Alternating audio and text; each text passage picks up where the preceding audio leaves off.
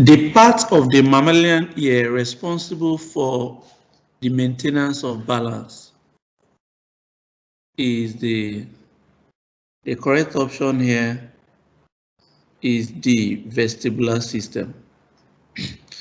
The vestibular system is made up of the semicircular canals, the utricle, and then the sacral. These are parts of the vestibular system. They are involved in maintaining balance in the body. So remember, the cochlea is involved in hearing. All these structures I've mentioned, they contain sensitive hair cells that help the body detect these stimulus. The stimulus of vibration is detected in the cochlea, and that's for hearing. And then gravity is detected in the semicircular canals, utricle, and sacral. These parts help us to maintain balance. So D is the correct answer, the vestibular system. The part followed by air as it passes through the lungs in mammals is, the correct answer here is A, trachea to bronchi to bronchioles and then to alveoli. Okay, the air comes through the nostrils, then into the trachea, then into the bronchus, then bronchioles, and ends in the alveolus, or alveoli for plural. And then in the alveoli, there are the gaseous exchange surfaces. The air will now diffuse into the blood capillaries. So the correct option here is A. The movement response of a cockroach away from a light source can be described as,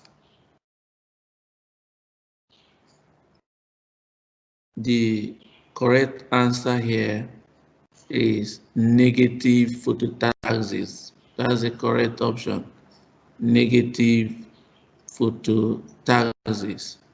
When you talk about taxis, we are talking about the whole animal moving away or towards a stimulus. The whole animal moving away or towards a stimulus. So in this case, the cockroach is moving away from light. That's negative phototaxis. The photo here is light. Moving away from the stimulus is negative. So the correct option here is B.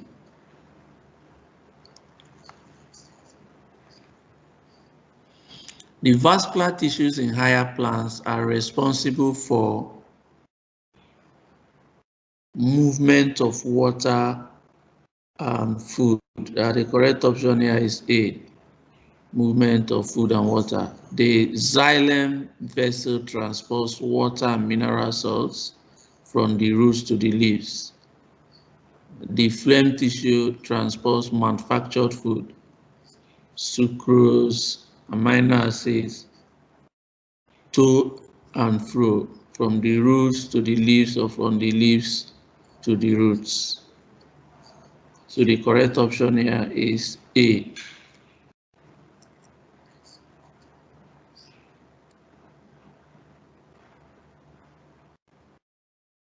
Which of the following organs regulate the levels of water, salt, hydrogen ions, and urea in the mammalian blood? That is the kidney. Our kidney filters urea out of the blood. And of course, it regulates the pH of the blood. That's the hydrogen ion concentration. And then removes excess water and excess salt. So it's done by the kidney. The correct option for 25 is B. The sequence of one-way gaseous exchange mechanism in fish is, the correct option here is D. Okay, from the mouth, the water flows over the gills and then out through the gill cover, through the operculum. Of course, you know, the gases are dissolved in the water, so as it's flowing over the gills, oxygen diffuses into the gill filaments and carbon dioxide diffuses out into the water. So the correct option here is D.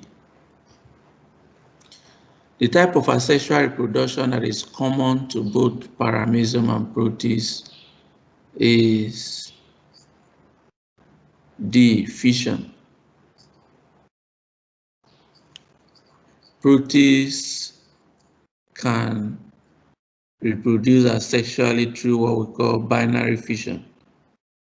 The parent cell divides into two daughter cells by mitosis.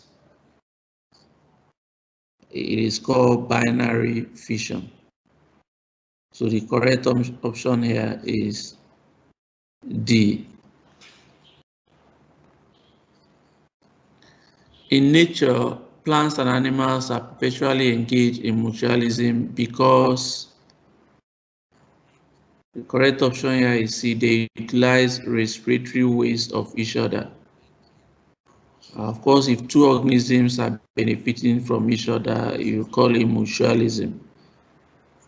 In this case, as animals breathe out carbon dioxide, it is taken in by plants for photosynthesis. And of course, we take in their own product, that is oxygen, for our own respiration. So the correct answer here is C. In an experiment to determine the percentage of humus and water in a solid sample, the following results were obtained. The percentage of humus in the soil sample is, now look at the data. Weight of evaporating basin alone is 80.5 grams. Weight of basin and soil 101.5 grams. Weight after drying the soil in the oven is 99.0 grams. Weight of basin and roasted soil is equals to 95.5 grams. So the question is asking you to calculate the percentage of humus in the soil sample. First of all, what's the amount of humus in that soil? After removing water from the soil, that's after drying the soil in the oven, it is 99.0 grams. Weight of basin and roasted soil, that's after roasting the soil to remove the humus, you have 95.5 grams. You know, when you are roasting soil in a crucible, you are heating it and the smoke is, you know, going off from the soil. You are burning away the humus. So after roasting the soil, the weight is 95.5 grams. And that shows you that the weight of the humus is 99.0 grams minus 95.5 grams. That will give you 3.5 grams. That's the weight of the humus. Okay, then you have to find the weight of the soil. The weight of the soil is 101.5 grams minus 80.5 grams. That's the weight of basin and soil minus weight of basin alone. That will give you 21 grams. So you now calculate the weight of the humus, which is 3.5 grams, over the weight of the soil, 21 grams times 100/1. What would that give you? That will give you 16.7%. The correct option here is A.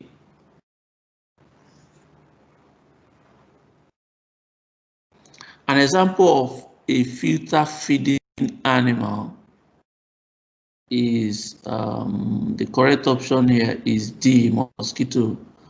The mosquito larvae, they are filter feeders. The mosquito larvae, they are filter feeders. They filter their food out of the water. Tiny food particles like bacteria, like protists, they filter them out of the water. So the correct option here is D. Please remember to click on the subscription button and notification button so we can notify you if a new video drops.